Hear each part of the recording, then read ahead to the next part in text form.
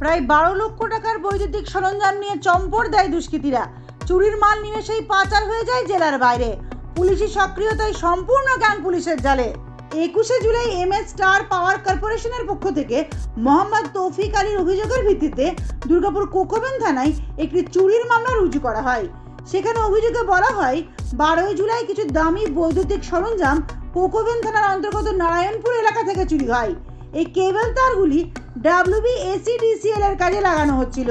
চুরির অভিযোগের ভিত্তিতে তদন্ত শুরু হয়। সাব ইন্সপেক্টর রিন্টু মাহাতো এই মামলায় তদন্তকারী অফিসার হিসেবে তদন্তের কাজ শুরু করেন। তদন্ত প্রক্রিয়ার শুরুতেই নীতেশ কুমার যাদব নামে এক ড্রাইভারকে আটক করে রিমান্ডে নিয়ে জিজ্ঞাসাবাদ শুরু করা হয়। তারপর কান টানতেই আসে মাথা। পুলিশি জেলায় নীতেশ স্বীকার করে চুরি যাওয়া মূল্যবান ইলেকট্রিকের সরঞ্জাম সে লেলুয়ার সন্নিকটে মালিপাঁচ ঘরতে বিক্রি করেছে। তারপর নীতেশকে সঙ্গে নিয়ে লেলুয়ার মালিপাঁচ ঘরতে অভিযান চালায় পুলিশ। সেখান থেকে রিতেশ প্রতাপ সিং নামে আরও একজনকে গ্রেপ্তার করা হয়। তারপর রিতেশকে রিমান্ডে নিয়ে আবারও চলে পুলিশি জিজ্ঞাসাবাদ পর্ব এবং 27শে জুলাই রিতেশকে নিয়ে আবারও হাওড়া অভিমুখে যাত্রা শুরু হয় পুলিশের।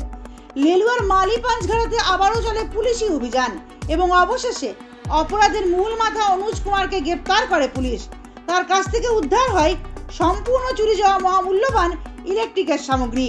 আজ 28শে জুলাই তাকে দুর্গাপুর মহকুমা আদালতে পেশ করা হবে। দুর্গাপুর থেকে অন্তরা সাধুর প্রতিবেদন, সমাজ পরিবর্তনের মানুষ।